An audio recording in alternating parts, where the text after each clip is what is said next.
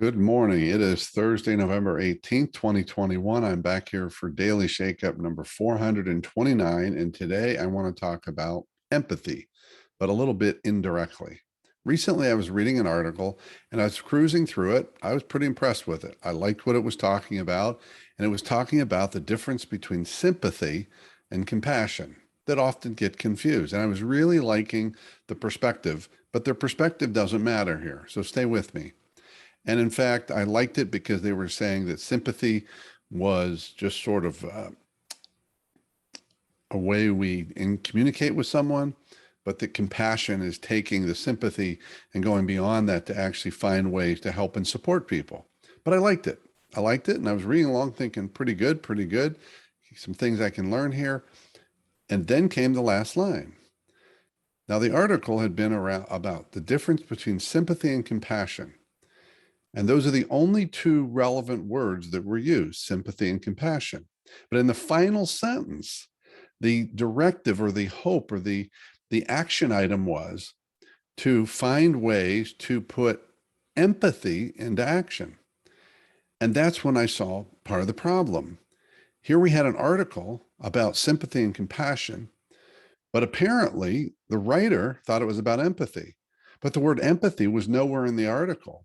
And to me, that just creates confusion.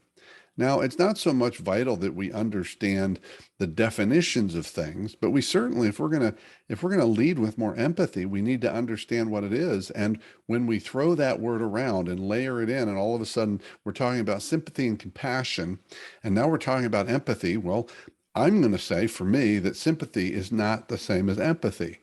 I'm going to say that perhaps compassion is part of it. But part of our challenge is in leading differently and interacting with people differently and creating more trusting environments is that we're not clear on what we're about. We're not clear even what things mean or what they look like in action. Because remember, we've got to look at what are these things in action.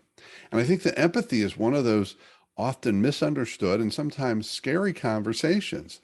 As I've said before in these daily shakeups, I've heard people regularly say, we've got to be careful not to be too empathetic. And I don't think that's true. I don't think we can be too empathetic. I think we can be overly sympathetic. But if we look at what empathy is and can be and the way it supports people, I don't know that I'd ever want to stop being empathetic. And so, for example, people say, if I'm too empathetic, I won't hold boundaries. Well, they're completely different conversations. So I guess my point here is if we're going to try and change as leaders, we've got to get clear on what that change is and what it's not. And the more confused or loose or vague or mucky we are about what things are, how can we possibly change them? And in that context, the most simple solution and safe solution for all of us is keep doing things the way we've always done them. And that's the key takeaway. If we're going to shift how we do things, how we lead, how we listen, how we show up, how we work with others, how we build trust, if we're going to shift that, we've got to be clear what those shifts look like so that we don't hide behind the way we've always done it, but believing that we've actually changed something.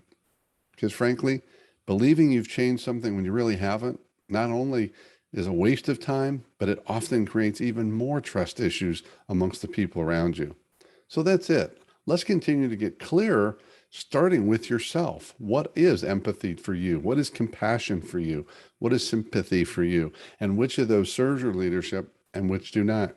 That's it for today. Keep taking care of yourself and everyone around you. By all means, stay connected.